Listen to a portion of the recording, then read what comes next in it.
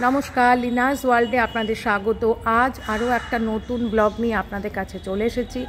আজ চলে এসেছি রাজবল্লভ পাড়াতে মদন মোহন মন্দিরে। সবার আগে বলি এখানে আসবেন কি।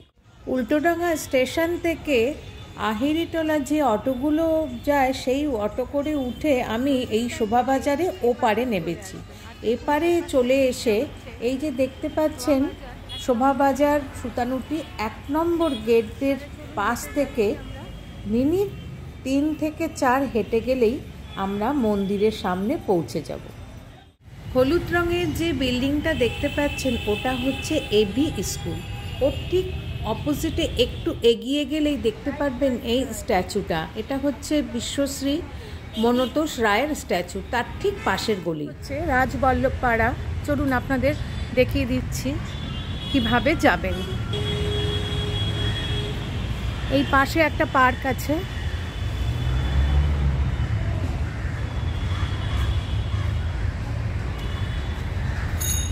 এবার বাঁ দিকে দেখুন, এটা সোজা চলে যাচ্ছে, এদিকে পার্ক, কিন্তু ওদিকে যাবেন না। এই ডান দিক দিয়ে একটা গলি, চলুন দেখিয়ে দিচ্ছি।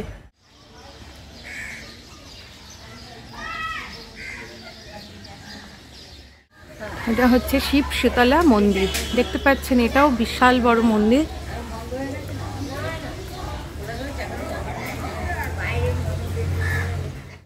শিব শীতলা মন্দির ডান দিকে রেখে একটু এগিয়ে যেতে হবে।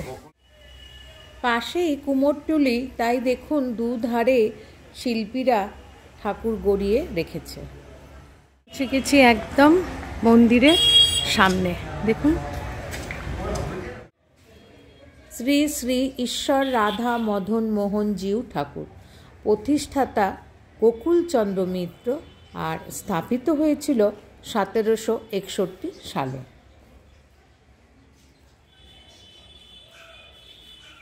চলুন ভেতরে প্রবেশ করি।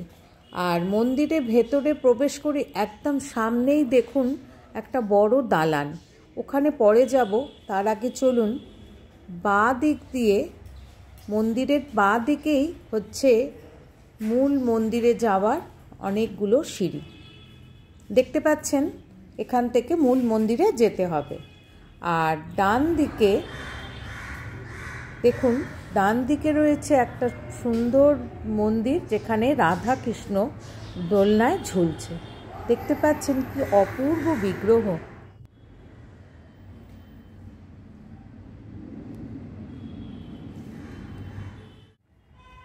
এই সিঁড়ি দিয়ে ওপরে উঠলেই মূল মন্দির। আর এই সিঁড়ি দিয়ে ওপরে উঠতে উঠতে চলুন আমরা মন্দিরের ইতিহাসটা জেনে নিই। শ্রী গোকুলচন্দ্র মিত্র, তিনি ছিলেন বাগবাজার অঞ্চলের সেই সময়কার অন্যতম ধনী ব্যক্তি, আর তিনি লবণ ব্যবসায়ী ছিলেন। 1761 সালে এই মদনমোহন মন্দিরটি তিনি নির্মাণ করেন। 1800 শতকে বাঁকুড়া বিষ্ণুপুরে মল্লদের রাজত্ব ছিল, আর সেই সময়কার রাজা ছিলেন শ্রী চৈতন্য সিংহ। তিনি ছিলেন ধার্মিক ব্যক্তি। আর 1770 সালে সেই রাজ্যে ভয়াবহ দুর্ভিক্ষ দেখা দেয়, আর তাতে রাজকোষ প্রায় খালি হতে থাকে। দুর্ভিক্ষের মতন দুঃসময়ে রাজাকে নানা রকম কাজের জন্য রাজ্যের বাইরে যেতে হতো। আর সেই সুযোগে তার ভাই দামোদর সিংহ তার বিরুদ্ধে ষড়যন্ত্র করে। তিনি সিরাজদৌল্লার কাছ থেকে সৈন্য ভাড়া নিয়ে বিষ্ণুপুর আক্রমণ করেন, কিন্তু তিনি হেরে যান। এরপর কিছুদিন পর আবারও মির্জাপুরের কাছ থেকে সৈন্য নিয়ে বিষ্ণুপুর আক্রমণ করেন, কিন্তু এবারে জিতে বিষ্ণুপুর অধিগ্রহণ করেন। এরপর রাজা চৈতন্য সিংহ কলকাতায় চলে আসেন ও ব্রিটিশদের কাছে বিচার চান। তবে তিনি যখন আসেন তখন তার সঙ্গে করে শুধুমাত্র মদন মোহনের বিগ্রহ নিয়ে আসেন। ব্রিটিশরা তাকে উপদেশ দেন দামোদরের বিরুদ্ধে মামলা করার জন্য, কিন্তু মামলা করার জন্য প্রচুর অর্থ দরকার, তখন তার কাছে সেই অর্থ ছিল না। তখন তিনি কলকাতার বাগবাজারের গোকুলচন্দ্র মিত্রর কাছে সাহায্য চান। ঠিক হয় মদনমোহন বিগ্রহ বন্ধক রেখে গোকুলচন্দ্র মিত্র রাজাকে 7 লক্ষ টাকা দেবে এবং পরে যখন রাজা টাকা ফিরিয়ে দেবেন তখন মদনমোহনকে তিনি ফিরিয়ে নিয়ে যাবেন। এরপর রাজা গোকুলচন্দ্র মিত্র টাকা ফেরত দিয়ে মদনমোহনের বিগ্রহ সঙ্গে করে নিয়ে যান। যাবার সময় মদনমোহন রাজাকে স্বপ্ন দিয়ে বলেন যে যেই বিগ্রহটি গোকুলচন্দ্র দিয়েছে সেটা কিন্তু আসল না, তার বাড়িতেই আসল বিগ্রহটি রয়েছে। এরপরে মল্লরাজা আবার ফিরে আসেন গোকুলচন্দ্র মিত্রের বাড়িতে। অনেক তর্ক বিতর্ক পরে সেই আসল বিগ্রহটি বার করা হয়, তবে আসল আর নকলের দেখে একদম বোঝা যাচ্ছিল না। এবার কোনটা আসল কি করে বুঝবে? পরে ইতিহাসটা জানাচ্ছি। দেখুন, আমি যখন দেখাচ্ছি আপনাদেরকে তখন দেখলাম সিংহাসনে মদনমোহনের বিগ্রহ নেই। পরে দেখলাম পুরো পৌষ মাস ওনাকে রোদ্দুর পোয়ানোর জন্য এই জায়গায় নিয়ে আসা হয় দুপুর 12টা পর্যন্ত। আচ্ছা, পুরো পৌষ মাসটাই উনি এখানেই থাকবেন। আর কি রাত্রিবেলা ভেতরে নিয়ে যাওয়া হয়? ও রোদ্দুর, রোদ্দুর। আচ্ছা, রাজা সেদিনকে গোকুলচন্দ্র মিত্রের বাড়িতে থেকে যায়। আর রাত্রিরে মদনমোহন স্বপ্নে দেখান যে আমি সাদা মাছি রূপ নিয়ে বাম নাকের ওপরে এসে বসবো, সেই বিগ্রহটি আসল বিগ্রহ। ঠিক পরের দিনই সেই মতন সাদা মাছি এসে বাম নাকের ওপরে যেই বিগ্রহটির ওপরে পড়েছিল সেই বিগ্রহটি নিয়ে রাজা বিষ্ণুপুরের উদ্দেশ্যে রওনা দেন। আসল মদনমোহন বিগ্রহটি রাজা নিয়ে গিয়ে বর্তমান বিষ্ণুপুর মদনমোহন মন্দিরে প্রতিষ্ঠা করেন, যা আজও বিষ্ণুপুরের মন্দিরে বিরাজমান ও নিত্য পূজিতা হয়ে চলেছেন। এদিকে গোকুলচন্দ্র মিত্র কান্নায় ভেঙে পড়েন। আর তখন প্রভু মদনমোহন তাকে স্বপ্নে এসে বলেন যে প্রতি বছর কালী পুজোর পরের দিন অন্নকূট উৎসবে এই সাদা মাছির রূপেই আমি নাকে এসে বসবো।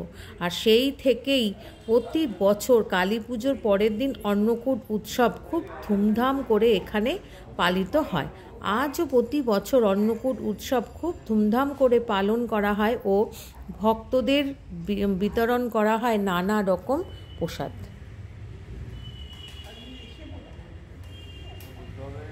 দেখুন মদনমোহন কি সুন্দর রোদ্দুর পোয়াচ্ছে, তাই না? আচ্ছা, চলুন আপনাদের ওপর থেকে ঠাকুর দালানটা দেখিয়ে দিই, যেখানে অন্নকূটের সময় পুজো হয়। দেখুন, এক একটা পিলার 3 তলার থেকেও উঁচু আর বিশাল মোটা মোটা। আর এই যে মাঝখানে দেখতে পাচ্ছেন একটা বেদি করা আছে, ওখানে মদনমোহনকে বসিয়ে অন্নকূট করা হয়। চলুন নিচে যে আপনাদেরকে আরেকটু দেখিয়ে দিই।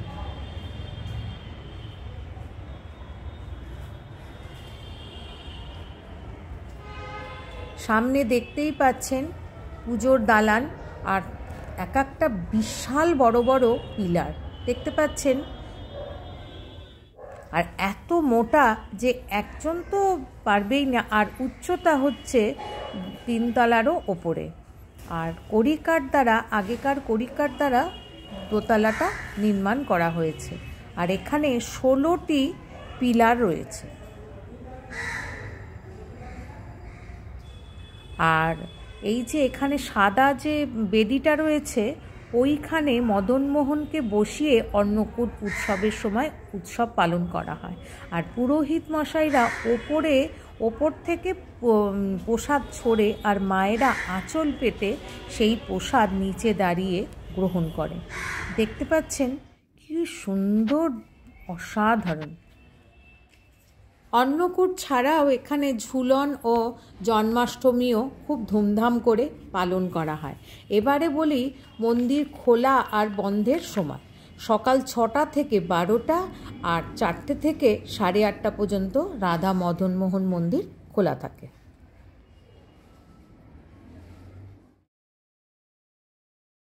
এবার চলুন ভোগ আরতি এই সময় হবে, আমরা দর্শন করে নিই। রোদ্দুর পোয়ানো হয়ে গেছে। এবার মদনমোহনকে ভেতরে সিংহাসনে বসানো হচ্ছে ভোগ আরতি হবার জন্য। তবে এখানে শুনলাম ভোগ আরতি ভক্তদের দর্শন করানো হয় না। তাই মদনমোহনকে আরও একবার প্রাণ ভরে দর্শন করে একরাশ শান্তি নিয়ে বাড়ির দিকে রওনা হলাম। কেমন লাগলো অতি অবশ্যই জানাবেন, লাইক, শেয়ার আর সাবস্ক্রাইব করে। Thanks for your time.